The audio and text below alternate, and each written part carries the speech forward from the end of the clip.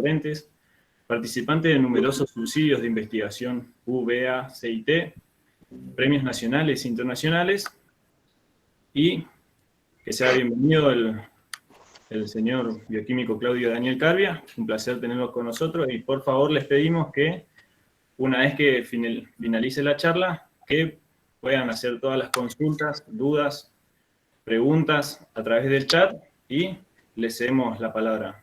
Adelante, Claudio Daniel. Bueno, muchas gracias, Víctor. Muchas gracias por la presentación. Bueno, les agradezco mucho la invitación. Es un placer estar con ustedes. Y bueno, vamos a empezar con el tema de anemia, que es un tema súper importante en la hematología. Yo soy especialista en hematología en el área de bioquímica. Y bueno, vamos a empezar directamente con la presentación en PowerPoint para ir analizando un poquito este tema de las anemias.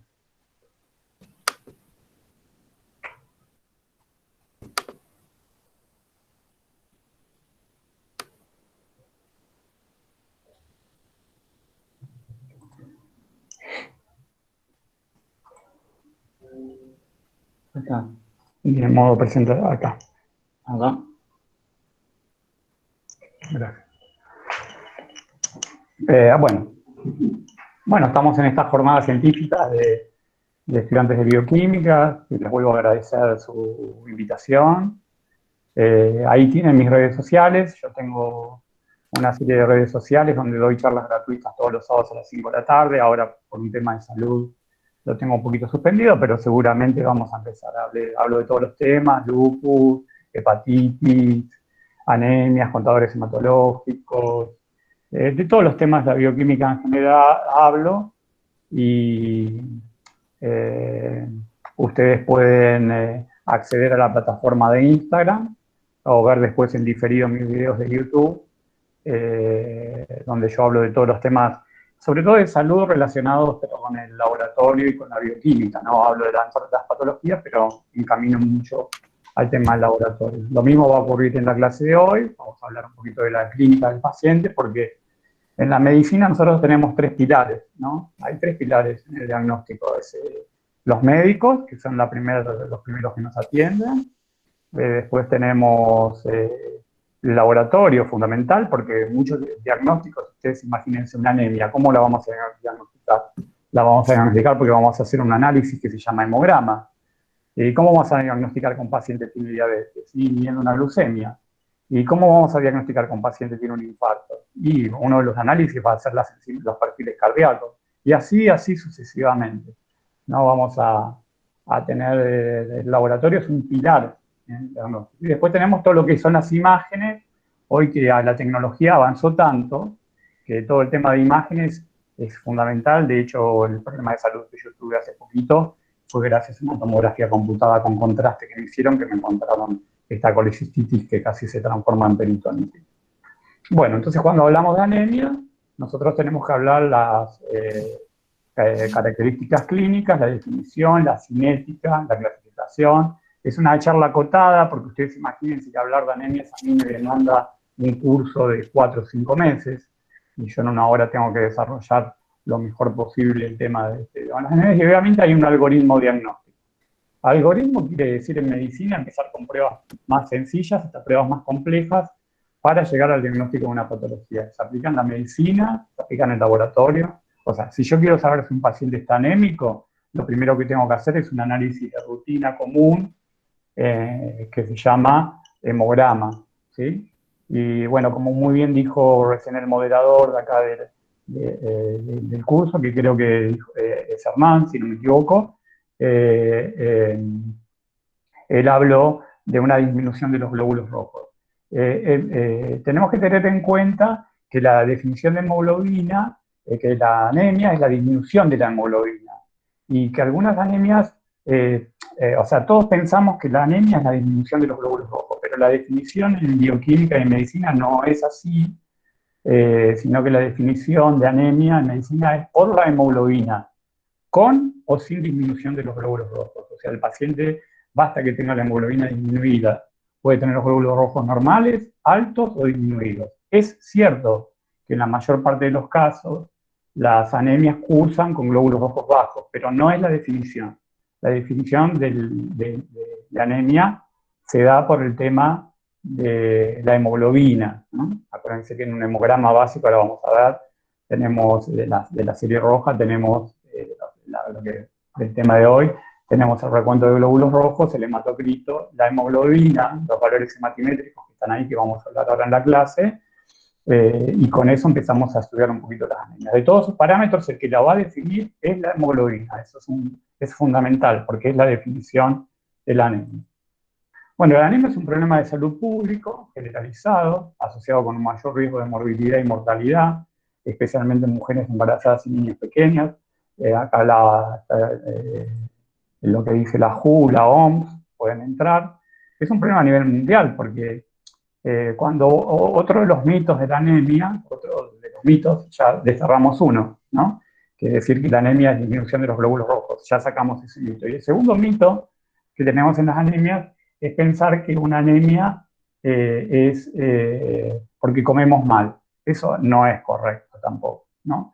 Es verdad que la mayor cantidad de anemias son las anemias carenciales, que son deficiencias de nutrientes necesarias para la eritropoyesis, que es la formación de los glóbulos rojos y de la hemoglobina. Es verdad, la anemia más común en el mundo es la anemia ferropénica, la anemia por falta de hierro, que a su vez no solo es por temas de alimentación, pueden ser otras las causas, sangrados crónicos, después lo vamos a hablar.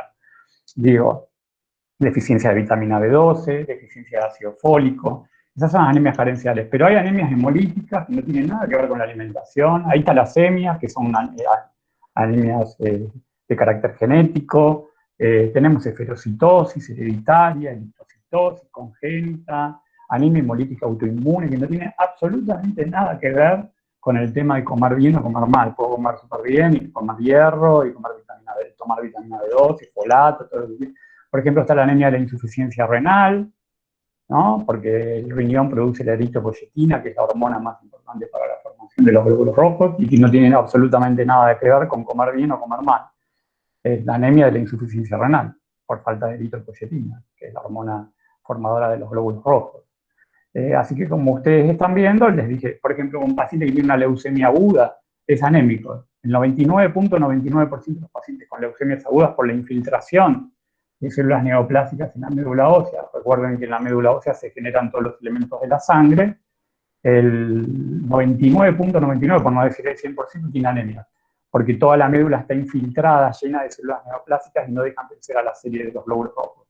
Acuérdense que en la médula ósea se generan las plaquetas, los glóbulos rojos y los glóbulos blancos a partir de una única célula que se llama stem cell o célula madre. Entonces, fíjense toda la cantidad de anemias que tenemos, que no vamos a poder desarrollar en detalle, obviamente, en la charla de hoy, pero bueno, vamos a hacer una pequeña aproximación.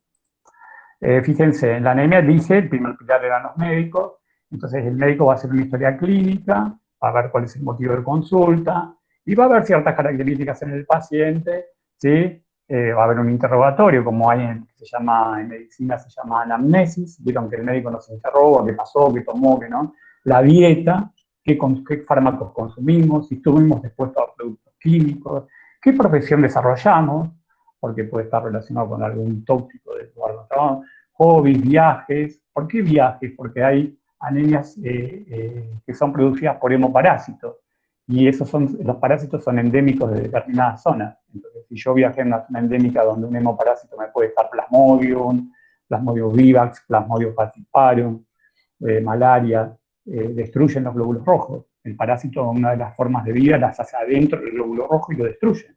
Entonces, si yo vengo de una zona endémica, tengo fiebre y tengo anemia, el médico debería pensar. Síntomas neurológicos, la deficiencia de vitamina B12, un momentito. La deficiencia de vitamina B12 produce alteraciones neurológicas, porque la deficiencia de vitamina B12 hay un pasaje muy importante. Acuérdense que la B12 interacciona mucho con el folato, son dos vitaminas que están interaccionadas. El folato, como metilfolato en la sangre, le da un metilo a la vitamina B12, y la B12 que tiene un metilo se lo da la homocisteína, y la homocisteína se transforma en metionina, y esa metionina después se transforma en esa adenosylmetionina. Fíjense qué complejo, ¿no? Y esa SAM, esa adenosilmetionina, es muy importante para la formación de la mielina.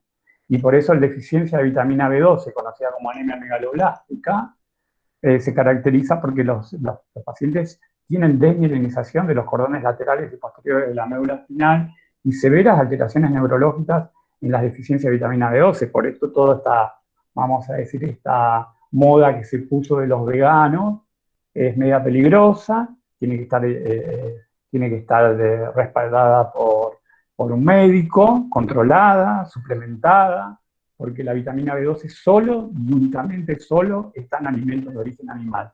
En los vegetales no hay vitamina B12, está cobalamina. Y puede llevarnos a una anemia megaloblástica que a su vez nos trae los problemas neurológicos. Fíjense qué interesante. Dice después medicaciones previas, porque por ejemplo hay una anemia que es la deficiencia de la glucosa 6-fosfato deshidrogenasa, yo que soy bioquímico, la glucosa nosotros la quemamos por un fenómeno conocido como glucólisis, pero hay un momento, no sé si ustedes recuerdan o lo saben, que la glucosa 6-fosfato, que es uno de los primeros, sale de la glucólisis y entra en otro metabolismo que se llama shunt de las pentosas, que se usa para la síntesis de ribosa y para la síntesis NADPH, y sale y se transforma en 6-fosfogluconato, ¿no? Se transforma en un compuesto, se oxida cuando entra a la vía de las pentosas, y esa reacción es catalizada por la glucosa 6-fosfato deshidrogenasa, ¿no? Ese NADPH que se hace que el glóbulo rojo, vamos a hablar específicamente del glóbulo rojo, tenga buenos niveles de NADPH y buena cantidad de glutatión reducida, que lo protege contra el estrés oxidativo. Y entonces los pacientes que tienen carencia genética de déficit de glucosa 6-fosfato deshidrogenasa, su glóbulo rojo queda expuesto al estrés oxidativo, sobre todo cuando consume determinados fármacos, y tiene crisis hemolíticas. Ahí tienen otro tipo de anemia. Es una anemia hemolítica que se conoce como déficit de glucosa 6-fosfato deshidrogenasa, ¿sí? Que en el glóbulo rojo produce una anemia hemolítica. Entonces, ahí tenemos otra causa distinta que no tiene nada que ver. Ictericia, dice.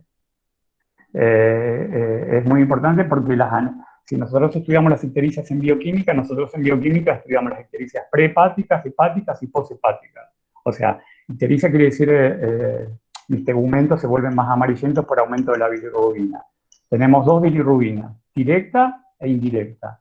La primera bilirrubina que se forma por metabolismo de la destrucción de los glóbulos rojos, del grupo hemo, la bilirrubina pasa a biliverdina, la hemoglobina pasa a biliverdina, la biliverdina pasa a bilirrubina, eso ocurre en el vaso, cuando el glóbulo rojo pasó su vida de 120 días, y esa bilirrubina no conjugada va unida a la albúmina porque no tiene un receptor específico, y es atrapado por el hígado, y el hígado es transformado en bilirrubina directa por la glucuroniltransferasa, que es hidrosoluble, acuérdense que la indirecta es insoluble, y después esa bilirrubina va a la zona biliar, ¿sí? Y la vesícula biliar reserva un poquito de esa bilis, la produce el hígado, la bilis, y después se emulsiona las grasas y nos lleva a la digestión. Entonces tenemos una bilirrubina antes del hígado, en el hígado y después del hígado.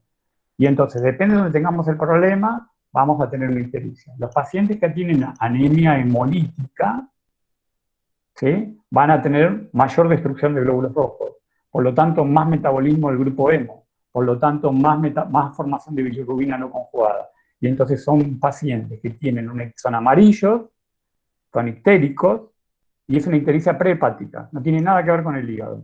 Cuando hay una hepatitis, lo que aumenta es la bilirrubina directa, porque se inflama el hígado y la bilirrubina directa pasa vamos a decir, a la sangre. También aumenta la bilirrubina, pero es la otra bilirrubina. Y cuando hay una obstrucción en la vía biliar, pasa lo mismo también. O sea, poshepática, la bilirrubina directa no puede seguir su camino hacia el intestino y vuelve para la sangre y nos pone amarillo. Las anemias hemolíticas producen una ictericia prehepática. Hay otros hallazgos, los valores hematimétricos van a ser muy importantes. Fíjense, una característica de los pacientes con anemia es la palidez generalizada, eso por la vasoconstricción periférica, muchas veces tiene un agrandamiento del vaso porque les estoy diciendo justamente en una hemólisis está aumentada la actividad del vaso que destruye los glóbulos rojos, puede estar asociada a una leucemia, entonces esa anemia va a tener también petequias que está relacionado con las plaquetas, puede haber ictericia, ganglios, los linfomas tienen anemia, o sea, mucho que el tema es cardíaco, también soplos cardíacos, mareos, edemas, muchos exámenes, muchas características generales. La característica, vamos a decir, clave es la palidez. Hablar de anemia es hablar de palidez, ¿no? Y podemos agregar el tema de la ictericia en las anemias hemolíticas. Fíjense, la palidez en las conjuntivas de los ojos, de las manos, uñas quebradizas, ¿sí? Eso es muy característico, uñas cóncavas, caída de pelo.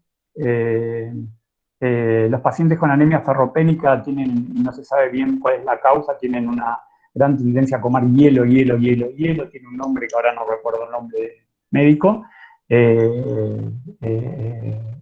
no se sabe cuál es la causa, comen hielo los pacientes con anemia ferropénica.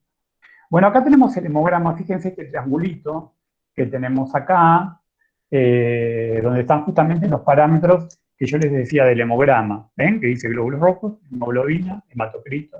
Esto es lo que nos interesa a nosotros hoy. La relación de cuánta hemoglobina tengo por cuánta hemoglobina yo tengo por glóbulo rojo, ese parámetro se llama hemoglobina corpuscular media, HCM, y el valor es entre 29 y 32 picogramos por glóbulo rojo. O sea, esa es la cantidad, no es concentración, de hemoglobina que tengo por glóbulo rojo.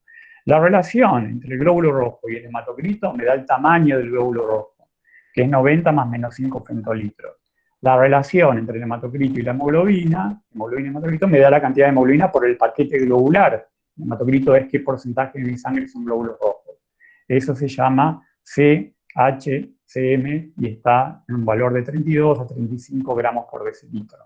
Vamos a trabajar mucho con esto, porque esta es la primera barrera con la cual nosotros hacemos la clasificación de las anemias. Ya tenemos el hemograma, sabemos que la hemoglobina está disminuida. Ya lo revisamos al paciente, lo revisó el médico. Ya sospecha que tiene anemia. Le hacemos el primer análisis. Acuérdense que hacemos un algoritmo, empezamos con pruebas más sencillas. Entonces, le hacemos un hemograma y en el hemograma vemos que la hemoglobina está baja. Miramos cómo están estos parámetros matimétricos y a partir de acá nosotros podemos sacar si el paciente tiene hipocromía. Hipocromía se va a definir por disminución de HCM y CHCM. No existe la hipercromía en hematología, existe que el glóbulo rojo puede ser más oscuro por un tema de forma del glóbulo, pero nunca, no existe ninguna patología en hematología donde el glóbulo rojo sintetice más hemoglobina que lo normal, no existe. Entonces las relaciones de HCM y CHCM me van a permitir a mí saber si el paciente tiene lo que nosotros llamamos hipocromía o normocromía. El paciente puede estar anémico y tener normocromía. Y el BCM, que es el tamaño, me va a permitir saber si los glóbulos rojos son chiquitos o si los glóbulos son grandes. Eso lo vamos a llamar microcitos, chicos, grandes, macrocitos. Y ahí empezamos a combinar. Por ejemplo, la anemia ferropénica y la talasemia es microcítica hipocrómica. La anemia megaloblástica es macrocítica normocrómica. La anemia hemolítica en general es normocrómica, normocítica, generalmente ligeramente macrocítica. Entonces ahí combinamos. Y ya tenemos fíjense, con este primer análisis, ya tenemos una primera clasificación y una primera aproximación en el algoritmo diagnóstico. ¿Ven? ¿Qué parámetro define la anemia? La hemoglobina. ¿Qué parámetro caracteriza una anemia? Los valores hematimétricos. ¿Sí? Y después hacemos la segunda clasificación de las anemias, donde la segunda clasificación de las anemias, nosotros los que estudiamos en el laboratorio son el recuento de reticulocitos, que lo hacemos con el mismo tubo de hemograma y con el mismo contador hematológico, o se puede hacer con una coloración supravital de azul brillante de crecilo. Estos reticulocitos son el estadio anterior al glóbulo rojo maduro. Ustedes recuerden que en médula ósea fue un fenómeno conocido como eritropoyesis, donde viene el prolitroblasto, el eritroblasto basófilo, el eritroblasto policromatófilo, el eritroblasto ortocromático, los reticulocitos y el glóbulo rojo maduro. O sea, todos los elementos anteriores al glóbulo rojo, salvo este reticulocito, son elementos que tienen núcleo, y los reticulocitos, la característica que es el último estadio, ya no tiene núcleo el reticulocito, tiene restos de ribonucleoproteína. Entonces tiene como un reticulado adentro, y nosotros aprovechamos eso para, con coloraciones especiales o con equipamiento especial, detectarlos. ¿Por qué es importante detectar? Porque con eso vamos a hacer la segunda clasificación de las anemias, y las vamos a clasificar desde el punto de vista fisiopatológico en A regenerativas o regenerativas. Si los reticulocitos están bajos, es A regenerativa. Si los reticulocitos están altos, le decimos regenerativa. ¿Qué quiere decir esto? A regenerativa es que la médula ósea no está pudiendo compensar la anemia, porque siempre el organismo trata de compensar. ¿Por qué? Porque, por ejemplo, si tengo anemia ferropénica, falta de hierro, por más que la médula quiera compensar, si no tiene combustible, no tiene hierro, ¿cómo va a formar más hemoglobina? ¿Cómo va a compensar? Entonces los reticulocitos van a estar bajos, que es el estadio anterior, porque no puede formar.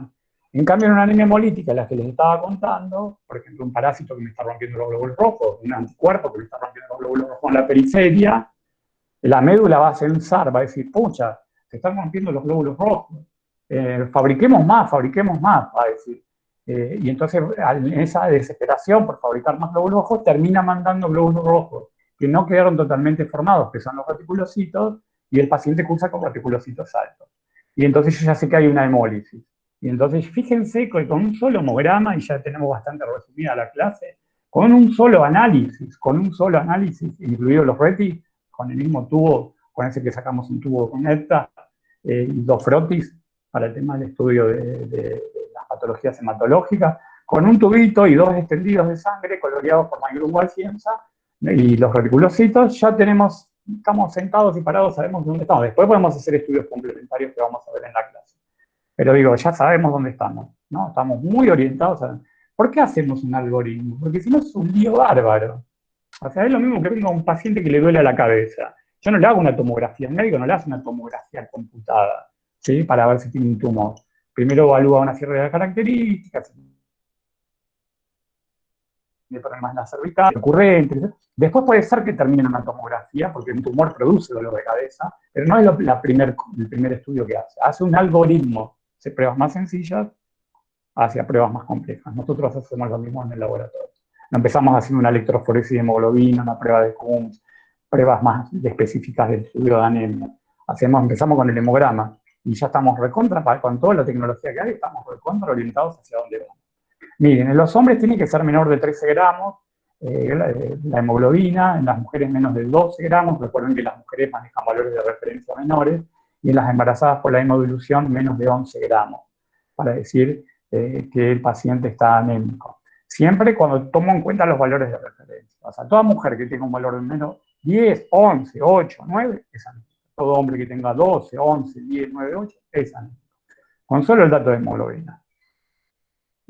Así que es muy importante este tema. Pueden ser que están orientados por eso. Siempre en la anemia, la reducción de la MAD es consecuencia de un desequilibrio entre la eritropoyesis, la producción, por lo que estamos viendo, y la eritrocateresis, que es la destrucción de los glóbulos rojos, que hace el vaso, un glóbulo rojo vive 100 días, o la pérdida por sangrado. Ven que hay una balanza acá, y entonces el equilibrio entre lo que la médula produce y lo que se pierde o destruye, si lo que se pierde o destruye es más grande que lo que se produce, siempre acuérdense que esto va a ir acompañado de una disminución de hemoglobina, vamos a tener anemia. Es esta balancita. Esta balancita tiene que estar equilibrada. ¿Sí? Entonces, nosotros siempre evaluamos la producción. Un hombre más o menos tiene un hematocrito promedio de 45% de su sangre.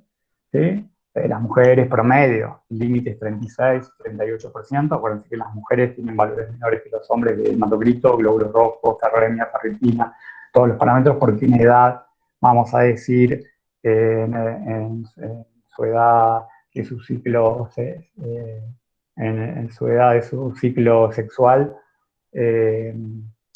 activo, vamos a decir, tiene las menstruaciones fisiológicas y pierde sangre en forma crónica, fisiológicamente, y eso hace que todos estos valores estén más disminuidos. Hay que ver si la anemia es real. La anemia real es porque la hemoglobina y con los glóbulos rojos disminuyeron.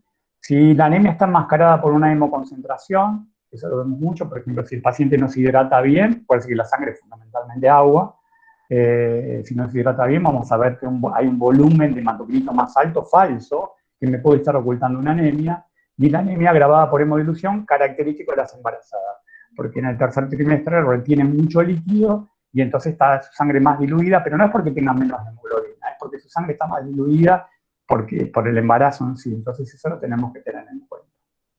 ¿Sí? Entonces hay que ver si la anemia es por hemodilución, si hay hemoconcentración, si es real, ¿sí? Ver un poquito todo este tema. ¿Sí? Vemos cómo la anemia, de acuerdo a las semanas de gestación, van cambiando. No hay que darle hierro a todas las mujeres embarazadas. Sí, folato antes, pero es por otro tema, porque el folato es necesario para el cierre del tubo neural, para que los chicos no nazcan con anencefalia o espina bífida, que tiene una connotación neurológica. ¿Cómo se produce el desequilibrio? Por disminución de la producción de hemoglobina y glóbulos rojos, por producción defectuosa, como pasa en las hemoglobinopatías y talasemias, por las anemias hemolíticas, destrucción, pérdida, combinación de todos estos trastornos. Todo esto va a producir algo bastante interesante. Si me falta la hemoglobina, ¿qué va a pasar? ¿Cuál es la función de la hemoglobina? Transportar oxígeno. Entonces la falta de hemoglobina va a producir hipoxia. Y esa hipoxia va a querer ser compensada por el organismo, ¿no? Las hipoxias, hay diferentes tipos de hipoxia, ¿no? No hay una sola hipoxia. Tenemos la hipoxia hipóxica, ¿sí? Como ven acá, que es un problema a nivel pulmonar. Por ejemplo, tengo un EPOC y entonces yo no puedo oxigenar bien mi sangre. De hecho, saben que hay personas que están con EPOC grave conectados a una bomba que les da oxígeno, que no es la que nos interesa a nosotros, ven que está en el pulmón. De hipoxia anémica, porque si me faltan los glóbulos rojos, si me falta la hemoglobina, ¿quién lleva oxígeno? Estoy hipóxico.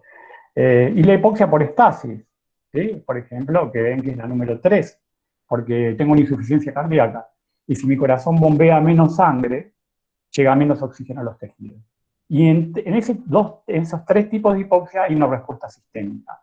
Hay una respuesta de nuestro cuerpo que se basa en la liberación de eritropoyetina por parte del riñón, que trata de compensar esa hipoxia, mandando más eritropoyetina a la médula. Acuérdense que la eritropoyetina es la hormona más importante para la formación de hemoglobina y glóbulos rojos, y entonces manda más eritropoyetina a la médula ósea, el riñón, acuérdense que es el productor de EPO, y para tratar de compensar. También tenemos una hipoxia isquémica, fíjense, donde hay una respuesta focal de eritropoyetina focal. Eso lo descubrimos nosotros acá en la Facultad de Medicina de la UBA, en trabajos de investigación. Es muy interesante el tema, porque si yo tengo una ACV,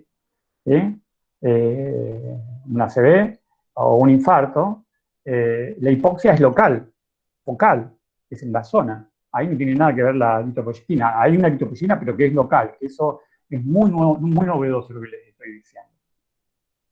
Ahí ustedes tienen una hipoxia localizada en el cerebro o en el corazón. Entonces ven, si la hipoxia es local, ¿sí? Hay una respuesta local de eritropoyetina, esto es muy nuevo, corazón o cerebro. Y si la hipoxia es sistémica, que es lo que nos interesa a nosotros, nuestra hipoxia es sistémica por falta de glóbulos rojos y hemoglobina, el riñón produce eritropoyetina y va a la médula ósea para tratar de compensar. ¿Sí? Por eso a los pacientes con anemia por insuficiencia renal que les había comentado, nosotros les damos eritropoyetina. Miren qué interesante esto, es súper complejo para ustedes, que son estudiantes, es muy complejo, después los que necesiten más información me piden, pero la hipoxia estimula un factor inducible de hipoxia, el HIF-1-alfa. Vamos a entrar rápidamente, vamos a pasar por esto para no confundirlo, pero bueno, la hipoxia libera este factor inducible por hipoxia, 1-alfa, y este factor estimula la liberación de eritropoyetina.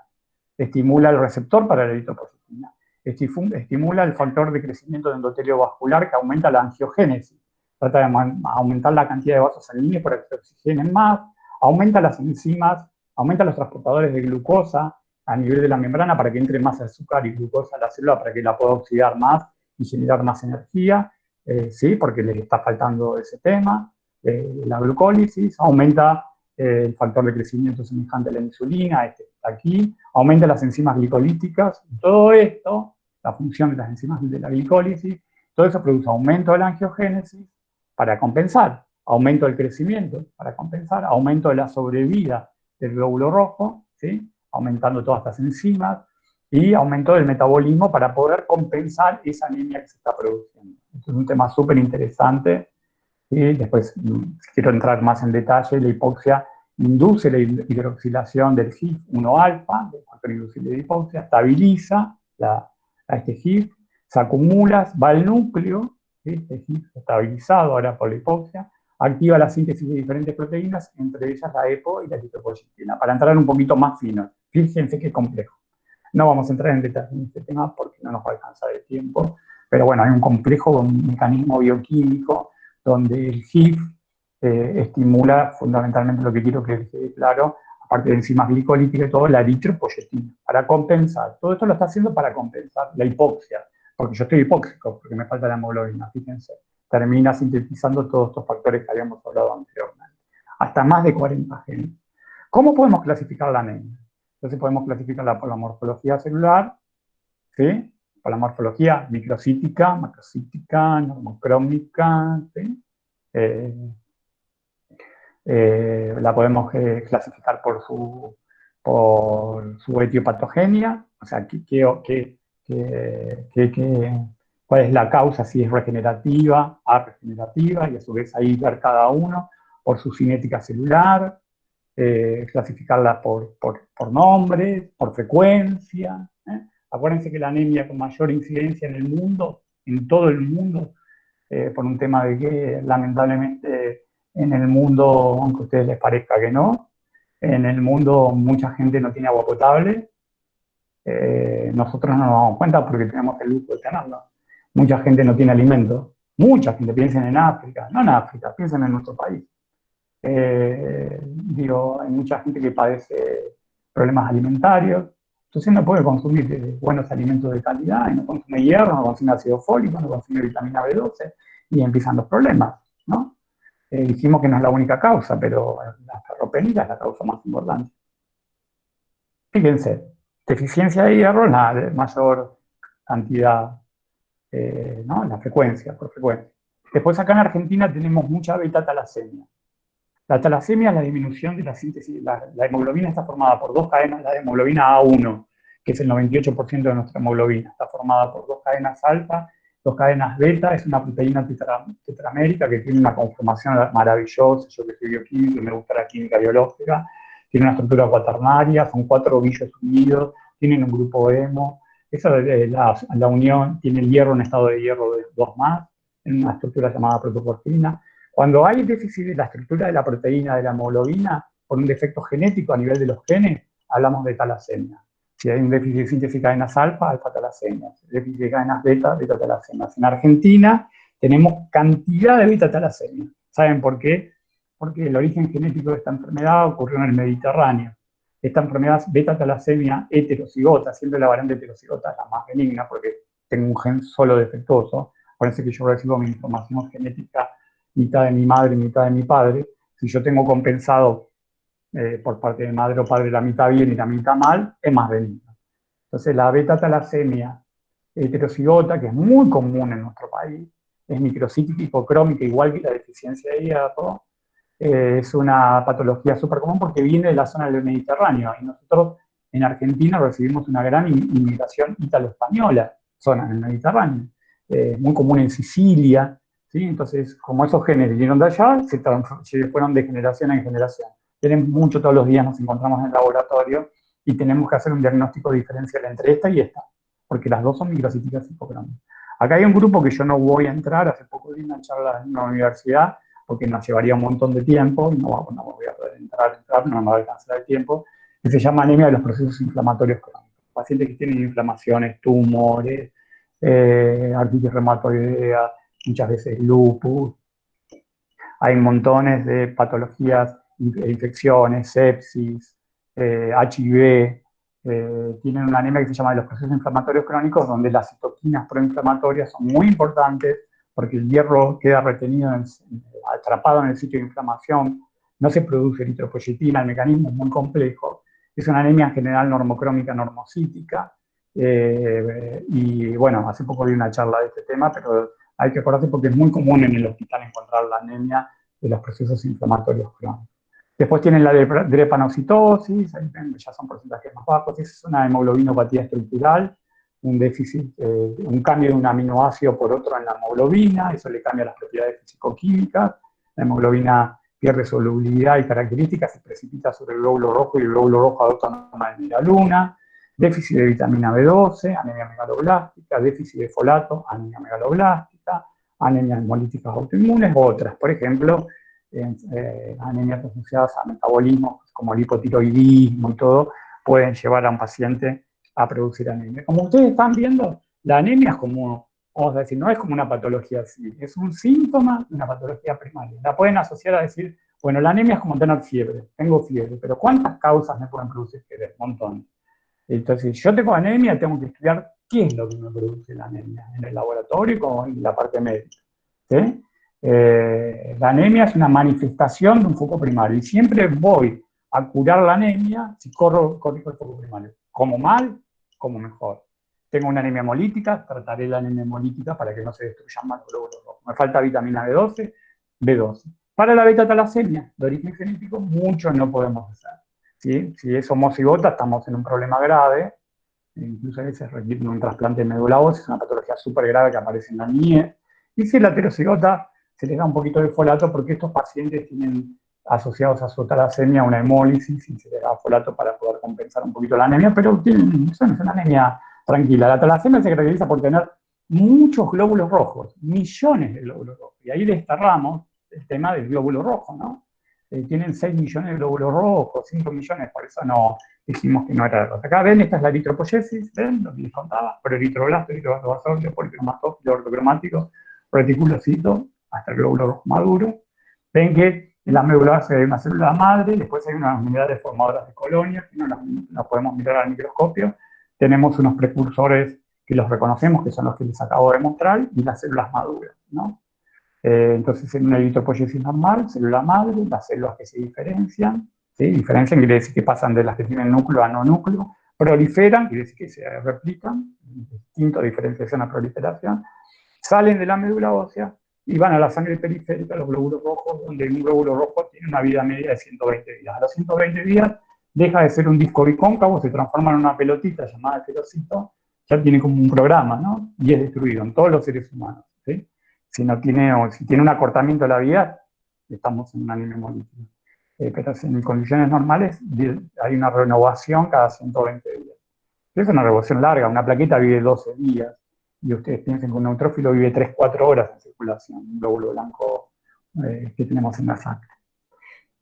Entonces tenemos que pensar, por ejemplo, si hay una aplasia a nivel de la médula, vamos a tener anemia. Si la aplasia es global, vamos a tener pancitopenia, todas las series bajas. Si es una anemia de serie roja, si yo tengo una aplasia a nivel de la médula, anemias megaloblásticas, deficiencia de infecciones crónicas, tumores, me va a afectar toda la zona de diferenciación celular, como ven en las flechitas.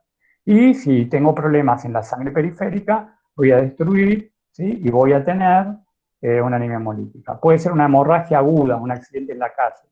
Y en ese caso también voy a tener una anemia regenerativa.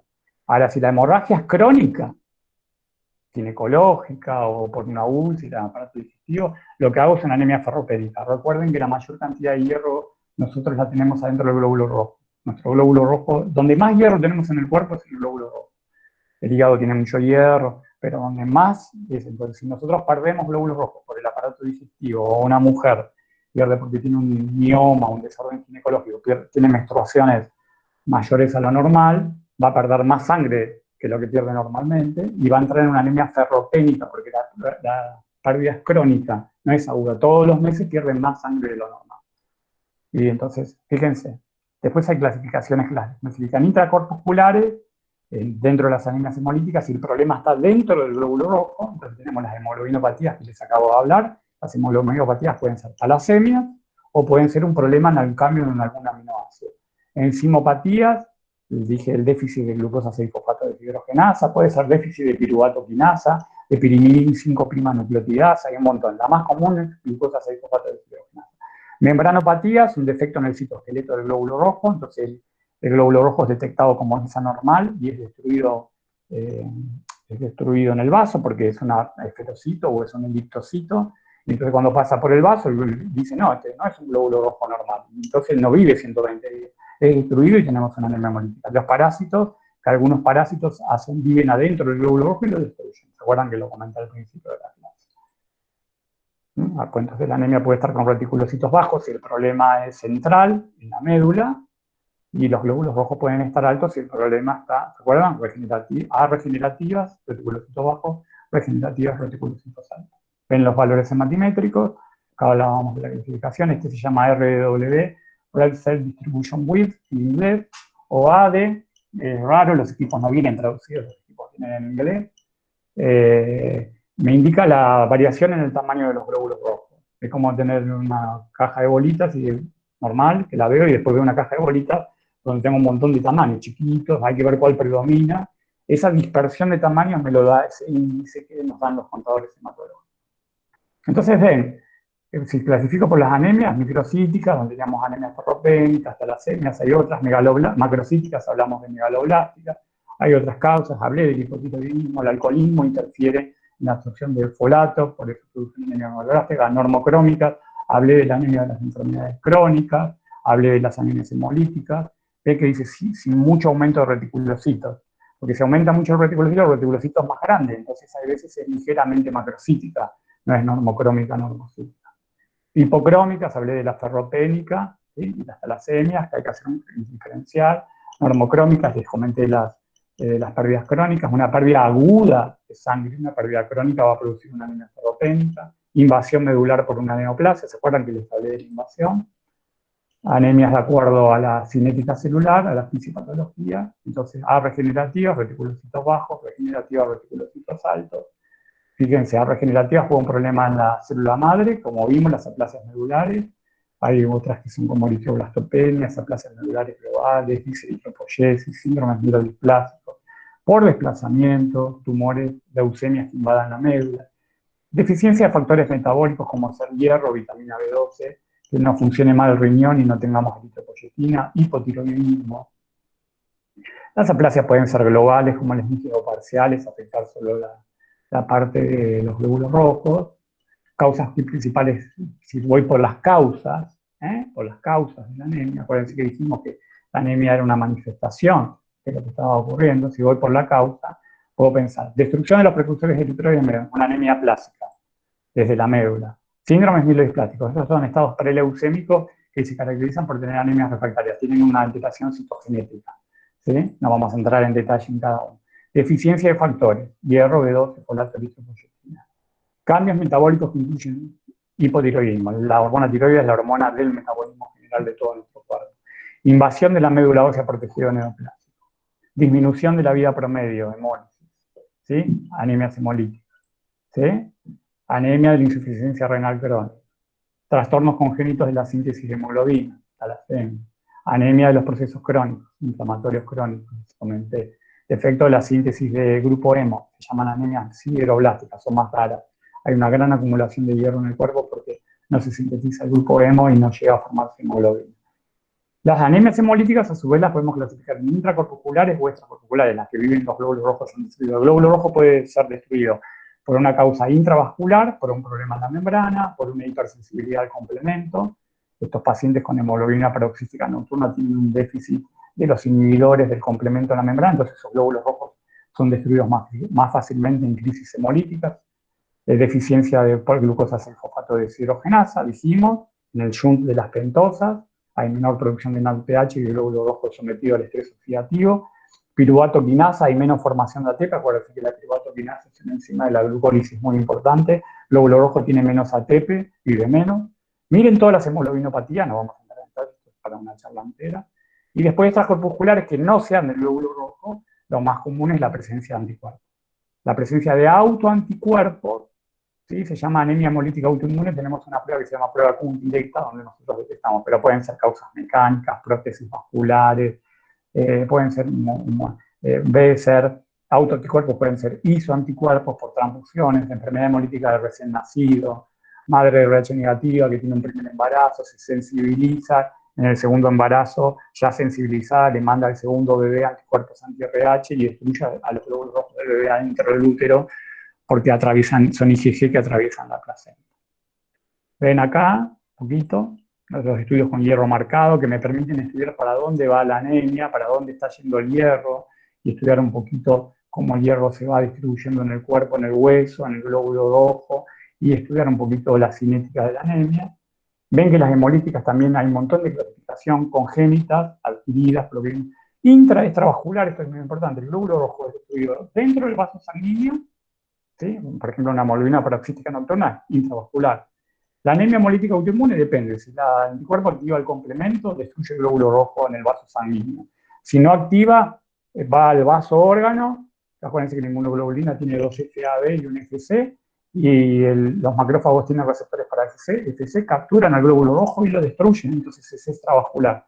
Eso es muy importante, porque en el laboratorio tenemos parámetros para diferenciarla. Entonces, en el algoritmo de estudio podemos medir hemoglobina libre, podemos medir aptoglobina, podemos medir un montón de parámetros que me permiten diferenciar si es intra o extravascular. Este es el metabolismo que les conté, ¿se acuerdan? Acá está la famosa bilirrubina, ¿lo ven? Si es extravascular, la destrucción va a ocurrir en el vaso, ¿sí? Y en el sistema reticuloendoterial del vaso. Después esa bilirrubina no conjugada, indirecta, va al hígado donde se conjuga. Entonces tengo una ictericia prehepática, ¿se acuerdan al principio de la clase? Y acá, en anemia hemolítica intravascular, el glóbulo rojo está siendo destruido dentro del vaso sanguíneo. Puedo medir la hemoglobinuria, porque la hemoglobina que se rompa se va a eliminar por orina. Puedo medir la hemoglobina libre en plasma, la hemosiderina, que son los restos de la hemoglobina que aparecen en la orina. ¿Sí? ¿Ven? Tenemos congénitas, un defecto en la membrana que hace que el glóbulo rojo se alargue, se haga redondo, esferocitosis, se alargue, eritrocitosis, forme manitos, se llama acantocitosis. Todo eso van a ser destruidos. Enzimopatías, ya las hablamos, glucosa 3-fosfato. Miren todas las anemias que tenemos hemolíticas. Entonces desterremos el tema medicamentosa. Hay medicamentos que destruyen los glóbulos rojos por distintos mecanismos. Les hablé de los parásitos. Miren todo lo que... Después nosotros miramos al microscopio todas estas anormalidades, ¿no?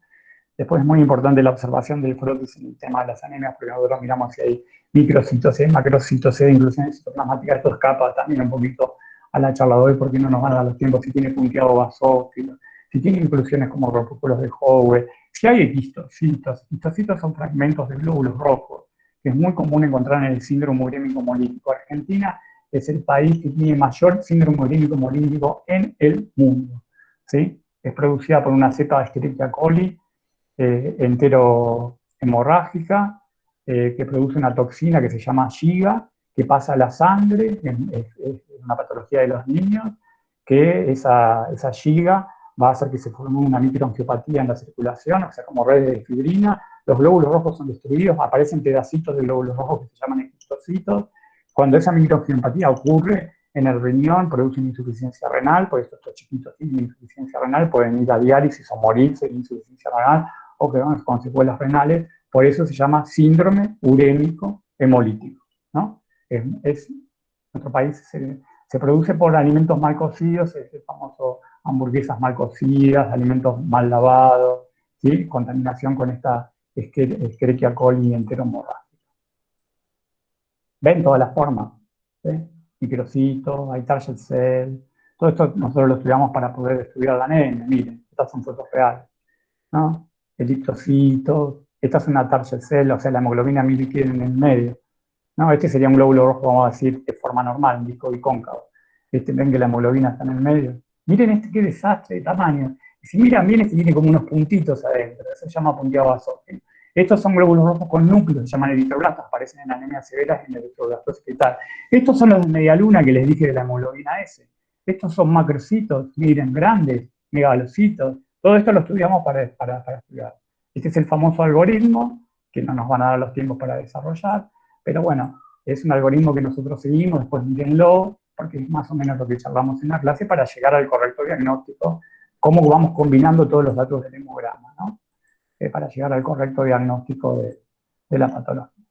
Ven todos los exámenes, bueno, ya tenemos el hemograma, tenemos los retículos, miren todo lo que tenemos para hacer después. Ferremia, medir hierro en la sangre, ¿cómo sé que le falta hierro? Porque no hierro en la sangre.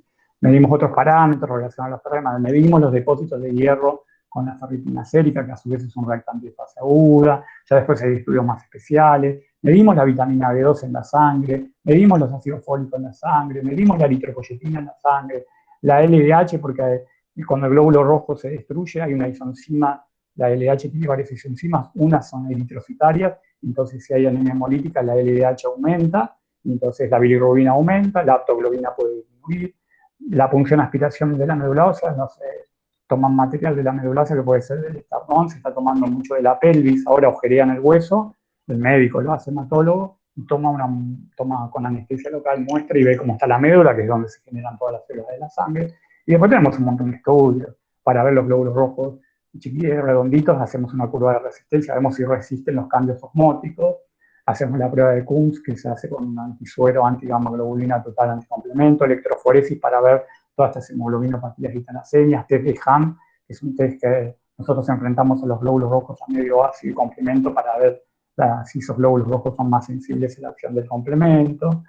Miren todos los mecanismos que les dije que eran complejos en el tema de la anemia de los procesos crónicos, la eritropoyetina, todas estas citoquinas proinflamatorias, esta cascada de citoquinas en infecciones, sepsis, tumores, producen con estos mecanismos disminución de EPO, receptor de EPO, inadecuada movilidad, el hierro queda retenido en la inflamación, no va a la médula, todo eso genera, estas citoquinas contribuyen a la anemia. Miren todas las anemias asociadas a EPO. Pensamos en las nefropatías, pero hay otras patologías relacionadas con la EPO. Nosotros hicimos este estudio en Buenos Aires, donde estudiamos los distintos niveles de EPO con distintas patologías. Obviamente que hay una EPO predecible por el hematocrito. Cuanto menos glóbulos rojos tenga, cuanto menos hematocrito, ¿sí? A medida que va disminuyendo el hematocrito, o sea, en esta zona estaría, ¿no? Para allá aumenta, tengo más EPO. A menos hemoglobina, más EPO. Y a más hemoglobina, ¿sí? Menos EPO. Es inversamente proporcional. Entonces, para cada hemoglobina hay un valor predecible. Si eso no se cumple, ahí puedo implementar el tratamiento con EPO. Acuérdense que nosotros en los contadores hematológicos estudiamos si hay eritroblastos o no, porque en las anemias severas tenemos una eritroblastosis fetal, talasemia mayor también hay eritroblastos, estudiamos esto, en sangre periférica pueden aparecer glóbulos rojos con... Bueno, les agradezco un montón que me hayan escuchado, y con esto terminamos. Espero que les haya servido la clase.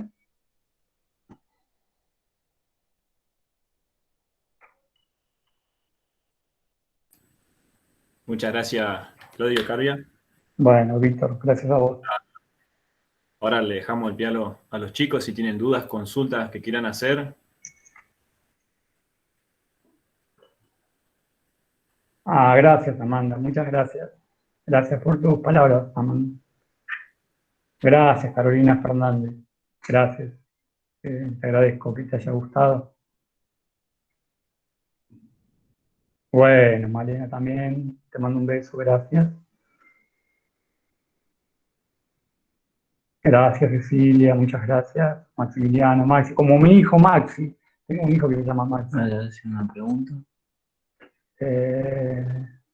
Excelente charla, gracias. Te pregunto, la única pregunta que quería hacer. La única pregunta que le quería hacer era cómo asistir a sus clases de los sábados. Bueno, yo ahora paré un poquito por el tema de mi enfermedad que tuve, que les conté, y ya creo que en 2 sábados más integro. Entras en Bioquímica y Salud, las charlas son a las 5 de la tarde, son gratuitas. Una lista, mira, vamos a mandar la lista. Ahí, para que me van a ayudar a poner. Ahí Amanda tiene una consulta, Amanda Nieres. A ver, Amanda, tengo una consulta cuando el profesional ve solo falta y asume que es una anemia. Bueno, sí. Esa era cómo asistir a sus clases de los sábados, ese era Maximiliano, y después estaba... Sí, lo estoy viendo. Ahí lo estoy viendo, Víctor. Cuando el profesional ve solo falta asume que es una anemia. Bueno, la anemia ferropénica tiene 3 etapas. Tiene una etapa prelatente, latente y manifiesta. En la primera prelatente, el paciente lo único que tiene disminuido son los depósitos de hierro, la ferritina. No tiene anemia. En la segunda, porque usa los depósitos. Esto como no tengo plata, uso los ahorros. En la segunda, la latente, lo que disminuye son los valores de hierro, aumenta la transferrina y baja el porcentaje de saturación. No puedo hablar en detalle porque si no nos vamos a expandir, pero se hace un estudio de parámetros. Se considera que ferropénico es un cociente entre ferremia y transferrina, TIBC, cuando es menor de 16%, y el paciente puede tener ferremia baja, pero todavía sigue, no está anémico, está latente, porque todavía sigue manteniendo su hemoglobina a base del hierro que le fue quedando. Ahora, si sigue aumentando ese proceso de falta de hierro, ya entra en anemia latente, que es donde disminuye la hemoglobina, y tenemos hematocrito bajo, hemoglobina baja, microcitosis, hipocromía. Deberíamos hacer un tratamiento con hierro, no esperar que el paciente se anemice, ¿no? si el paciente tiene hierro bajo, tiene que tomar, pero puede tener hierro bajo y no tener anemia, eso le quiero decir, un poquito contestándole. A nivel de que nosotros por debajo de 6 gramos por decilitro transfundimos acá en Buenos Aires. Es buena la pregunta. Excelente charla. Dice, una consulta, ¿hay diferencia entre el término hemólisis y son parecidos y no? Hemólisis, nosotros le decimos al proceso, nosotros hablamos de hemólisis aguda o crónica, si es una crisis hemolítica o si los glóbulos rojos se van destruyendo crónicamente todos los días, los voy destruyendo. Eritrocateresis lo dejamos para la función fisiológica que tiene nuestro organismo, que es que cuando el glóbulo rojo terminó de vivir 120 días, tiene un programa adentro que dice, me transformo en un esferocito, dejo de ser un bicóncavo, que es la forma del glóbulo rojo, el vaso dice, esto no es normal, y lo destruye. Eritrocateresis es la destrucción fisiológica de los glóbulos rojos normal que ocurre a los 120 días. Bueno, gracias, Matías. Mis charlas científicas, obviamente que las tengo en el currículum, pero solo ponen en el Google mi nombre y van a tener ya les van a salir un montón de links, y los que quieran me pueden escribir a mi mail de bioquímica y salud cursos@gmail.com, me pueden escribir a ese mail y yo siempre les contesto y les puedo mandar material. ¿Puede contar un poco cómo se informan las anemias? Nosotros informamos el hemograma, nada más, y miramos el frotis, y miramos el extendido. En el extendido ponemos anisocitosis, ponemos microcitosis, todo lo que vemos al microscopio que concuerda con el dato del contador hematológico. Nosotros no le ponemos, tiene anemia, eso lo tiene que saber el médico. Nosotros le ponemos los datos que nos dieron. Sabemos que tiene anemia porque nosotros somos muy estudiosos, pero no ponemos un diagnóstico abajo, tiene anemia ferropénica, no ponemos nada. A veces ponemos alguna sugerencia de algún estudio adicional, pero nosotros somos bioquímicos. Entonces nosotros lo que ponemos es el hemograma, si es microcítica, si es hipocrómica, empezamos a asociar, medimos la ferremia, todo lo que el médico pide en su orden médica, lo hacemos. Depende de cada provincia el nivel de hemoglobina para en todos, es igual que en Buenos Aires. Nosotros acá estamos transfundiendo por debajo de 6 gramos por decilitro. Creo que ese nivel debe haber una ley nacional de sangre, imagino que debe ser igual a todos. Puede fluctuar, quizás, de acuerdo al médico y como vea las características clínicas. Es muy interesante la pregunta que me hace Julieta, porque es muy interesante con respecto a los valores de corte de transfusión, porque quizás puedan encontrar otro valor de corte, porque eso depende un poco de la respuesta del paciente. Nosotros hemos tenido pacientes con 5 gramos de hemoglobina, 5 gramos de hemoglobina, o sea, menos de 5 gramos de hemoglobina, caminando por la calle, que vos decís, no puede ser, por la hipoxia, por todo lo que expliqué, debería estar tirado en una cama, no podría bajar una escalera, y sin embargo, su organismo se va adaptando. Puede ser que nuestro cuerpo se adapta a todo, ¿no? Entonces se va adaptando su metabolismo y va tratando de mantener esa oxigenación por mecanismos de oxigenación para poder... Pero el corte es en 6 gramos. Acá hay una ley nacional. Una consulta porque, bueno, son pequeños, puede ser porque tiene anemia o porque... No, bueno, que los glóbulos rojos sean pequeños, ¿sí? Y más claritos, hipocrómicos, sospecho en Argentina, sospecho 2 tipos de anemia. Sospecho que puede ser una anemia ferropénica o una talasemia. Para lo cual, mido el hierro, mido la transferrina, mido el porcentaje de saturación, mido la ferritina, y con todo eso, las ferropénicas tienen hierro bajo, transferrina alta, saturación baja, los talasémicos tienen hierro normal alto, porcentaje de saturación normal alto, los ferropénicos tienen ferritina baja, lo primero que baja les acabo de comentar es la ferritina, y vamos a decir, y los pacientes que tienen anemia de los talasemias tienen ferritina alta. En la anemia por bajo HCM, ¿por qué factores puede ser? Bueno, les decía, es porque el glóbulo rojo forma menos hemoglobina de lo normal, es la cantidad de hemoglobina. Si tiene menos cantidad de hemoglobina, la causa puede ser, lo hemos hablado, puede ser que sea por un defecto congénito en la formación de hemoglobina, talasemia, porque le falta hierro, el hierro forma parte de la hemoglobina. No sé si no tengo hierro, no tengo el ladrillo que me forma hemoglobina. Vamos a decir, no forma hemoglobina, entonces el HCM disminuye. Acuérdense que no hay hipercromía, hay hipocromía, ¿no? La combinación microcítica, hipocrómica, ferropénica, talasemia. Hay condiciones preanalíticas para el paciente, por ejemplo, buena hidratación. La buena hidratación siempre es una buena condición con agua antes de hacer un análisis, porque les decía, también es una buena pregunta, Marcelo, porque yo di el ejemplo de que podemos estar hemoconcentrados y solapando una anemia. Sobre todo ocurre mucho en los pacientes más longevos, en los pacientes ancianos, ¿no? que tenemos aquí, bueno, en el mundo, pero tenemos en Buenos Aires, que cuando nosotros vemos la estadística del paciente, vemos que en invierno tiene un hematocrito y una hemoglobina, y en verano tiene otro. ¿Por qué? Porque en verano transpira más y no se hidrata bien, entonces se hemoconcentra un poquito. Sí, siempre la hidratación es buena. La hidratación es una condición preanalítica buena para venir a las condiciones. En la etapa preanalítica del laboratorio, que yo doy un curso de laboratorio, las condiciones, como tiene que venir el paciente al laboratorio, es súper importante porque nos modifica todo. Acá lo estamos viendo, el tema de la hidratación nos modifica un poco este tema, ¿no?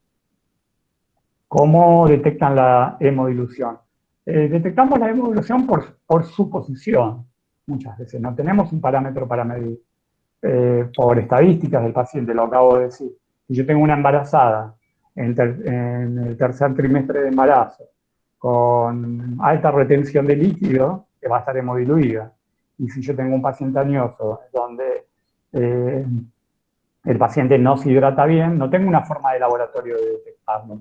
Lo que yo supongo es, viendo la estadística y viendo que en su estadística siempre tuvo 36 de hematocrito porque tiene 40.